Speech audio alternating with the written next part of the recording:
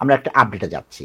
সরকার Rwanda বিলটা প্রত্যাহার করতেছে। নতুন একটি বিল তুলেছে। বিল মানে কি এটা আইন হয়নি এখনো। পার্লামেন্টে যাবে, first reading, second reading, third reading হবে, তারপর এটা হবে। এটা বেশ বড় ৭৪ পৃষ্ঠার একটা জিনিস এবং এটা হিউম্যান রাইটস অ্যাক্ট যেটা আছে 1998 সেটারও ও ও বিষয় এখানে বলছে। এটার নাম হচ্ছে বর্ডার সিকিউরিটি অ্যাসাইলাম বিল 2025। সুতরাং এখানে নিচের দিকে আসলে আপনার সূচিপত্র পাবো। এখানে দেখেন বর্ডার কমান্ড করছে একটা সাজিদ জাভেদের ভাই বাস জাভিদকে হেড করে করা হচ্ছে। এখানে বর্ডার কি, ডিউটি অ্যান্ড কোঅপারেশন কি, সব তথ্য দিয়ে দেওয়া আছে, ইন্টারপ্রিটেশন দিয়ে দেওয়া আছে। Offence relating to articles of information using of immigration crime, immigration ক্রাইমের জন্য কি কি অফেন্স সেই তথ্যগুলো সব দিয়ে দিয়েছে। সমুদ্রে কি কর্মকাণ্ড হবে বিলেতের বাহিনীগুলোর সেগুলোর, এবং কি কি পাওয়ার থাকে কিভাবে সিজ করতে পারবে, এবং এখানে কম্পিউটার কিভাবে সিজ করবে, মোবাইল কিভাবে সিজ করবে, পাওয়ার অফ অ্যাটর্নি কিভাবে নিবে, এবং সেকশন 21 এর যে সিজার জিনিস সেই ক্রিমিনাল জিনিসগুলো আজ ভাই জানেন, এবং ক্রিমিনাল জাস্টিস অ্যাক্ট এবং পুলিশ অ্যাক্ট 2001 কে কিভাবে এটার সাথে আনলো সব জিনিস করে দেওয়া হয়েছে। এইচএম রেভিনিউ থেকে তাদের জিনিস সিজ করা হবে, সেই তথ্যগুলো, ডিসক্লোজার ইনফরমেশন, যত বাড়ি গাড়ি আছে সব নিয়ে নেবে, যে তথ্য দিয়েছিল সেটা এখানে দিয়ে দেওয়া আছে, এবং বায়োমেট্রিক ইনফরমেশন যত আছে সব জায়গায় তারা নিতে পারবে, এই তথ্য দেওয়া হচ্ছে। সুতরাং স্কটল্যান্ডেরটা আলাদা করে আইন করা হয়েছে, এবং এখানে রুয়ান্ডা বিলটাকে বাতিল করা হচ্ছে, রিপিল অফ ইমিগ্রেশন লেজিসলেশন, এই সবগুলো বাতিল করা হচ্ছে। কালো আইন যেটা তারা বলেছিল, প্রমিস করেছিল ইলেকশন আগে, সেটা বাতিল করছে, এটা আমার ভালো লাগছে। এই জায়গাটা আছে immigration adviser and immigration service provider. সুতরাং এইখানে তারা এসে বলতেছে যে ইমিগ্রেশন সার্ভিস প্রোভাইডাররা কি কি করতে পারবে, এবং নিচে যদি আমরা শিডিউলে চলে যাই, আমি উপরে যে শিডিউলে আরেকটা জায়গায় আছে তাদের বিষয়ে শিডিউল, এই যে শিডিউল 1, এখানে শিডিউল 1 দিয়ে দেওয়া আছে তস্কর প্রতারক যারা ব্যবসা করেছেন, যারা চুরি করেছেন, যারা প্যাকেজ মেরেছেন তাদেরকে এখানে ধরবে, সেকশন 40তেও ধরবে, এবং তাদের জন্য শাস্তির ব্যবস্থা করা হবে, এবং আপনারা কিন্তু অর্গানাইজ ক্রাইমের জন্য দায়ী হয়ে যাবেন। এবং এখানে এই দায়বদ্ধতা, এই অ্যারেস্ট করাটাকে আমি সমর্থন করি। দেখি তাজ ভাইয়ের কাছে যাই। সুতরাং আপনারা যখন আন্ডার ওথ রেগুলেশনের আন্ডারে এইভাবে করে প্যাকেজ মারতেছেন, প্যাকেজ যদি ধরা পড়ে তাহলে আপনাদের প্যাকেট করে জেলে পাঠিয়ে দিবে। তাজ ভাই প্লিজ।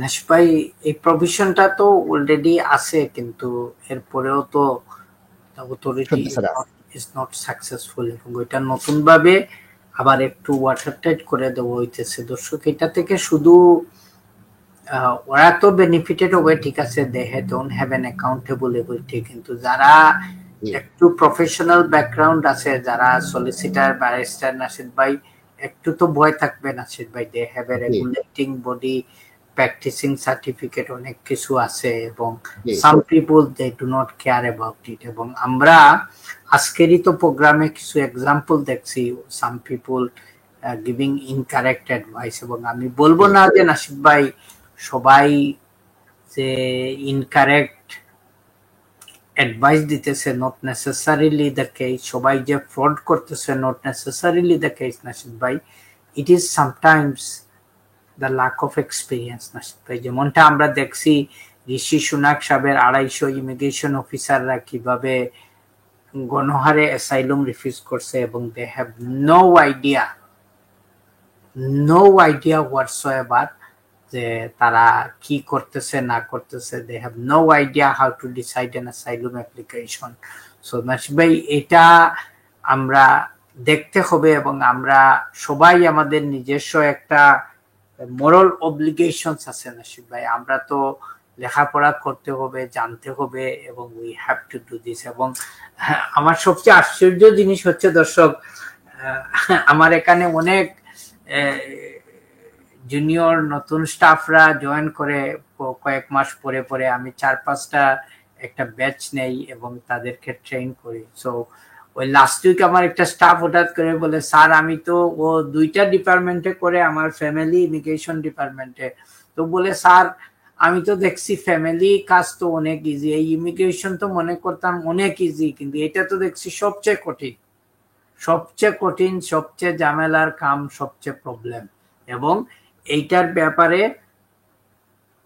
কি বলেন আমাদের কোর্ট অফ আপিলের জাজেরা একটা রায়ে বলছিলেন যে এটা একটা মাকড়সার জালের মতো, এই দিকে হাত দিলে ওই দিকে ধরে, ওই দিকে ধরলে ওই দিকে ধরে। So we got to look into so many things দর্শক, এবং নেট রেজাল্টটাই হচ্ছে কি we need to be properly guided. আমরা যদি ছোট্ট একটা মিস্টেক করি এটার কনসিকুয়েন্সটা অনেক খারাপ হইতে পারে। আপনারা অনেকে মনে করেন যে এই এক্সটেনশন অ্যাপ্লিকেশন গুলা নাথিং, ফর সাম রিজন আপনার যদি একটা এক্সটেনশন অ্যাপ্লিকেশনে আপনি মিস্টেক করেন এবং এটা ইনভ্যালিড হয়ে যায়, আপনি জানেন যে আপনার 10 বছর পরে ইনডেফিনিট লিভ হবে না, আপনার chain of lawful residence will be broken.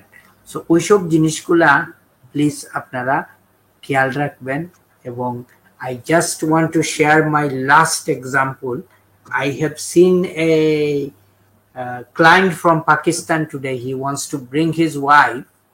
উনি সেভিং এর উপর আনবে, বর্তমানে রেট হচ্ছে কি ৮৮,৫০০ পাউন্ড।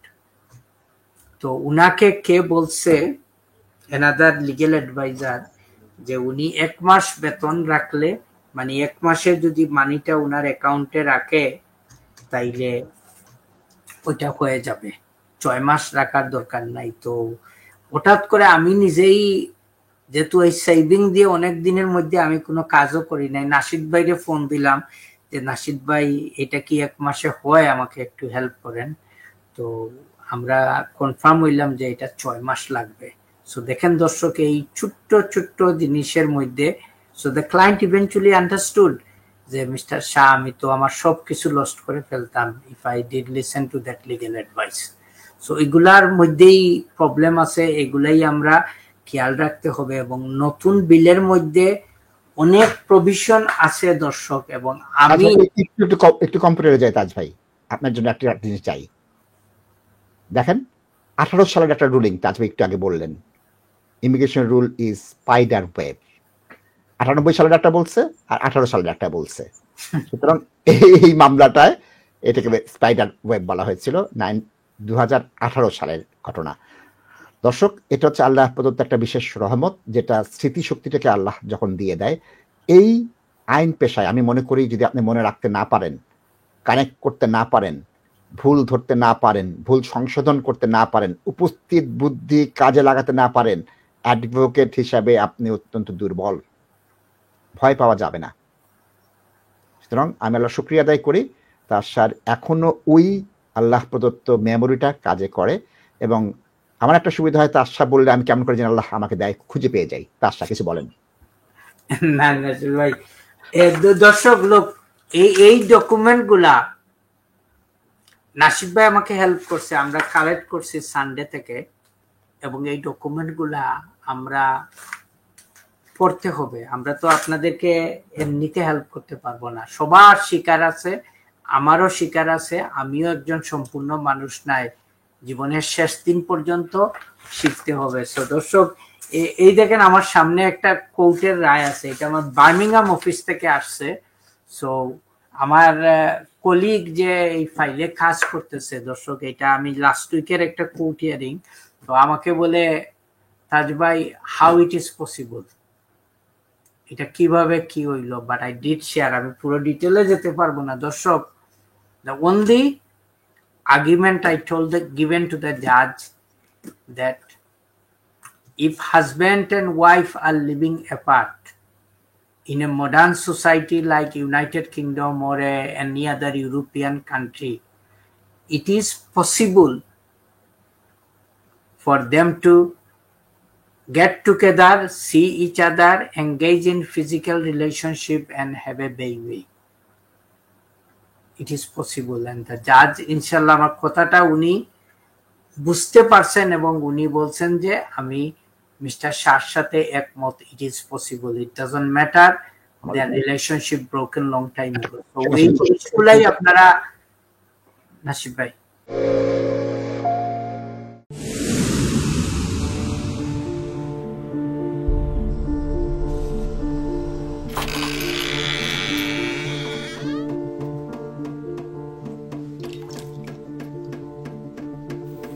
ইংল্যান্ডে আমরা চাইলেও অনেক কিছু করতে পারি না, অনেক ঝামেলা। হায় রে হায়, লন্ডনের এই জীবনে ঝামেলার কোনো শেষ নাই। আমি লাল, আমার ইমিগ্রেশন, ঘর, ব্যবসা সবকিছুর ঝামেলার সমাধানে সবসময় পাশে আছে Taj solicitor. Taj solicitors, believe in service.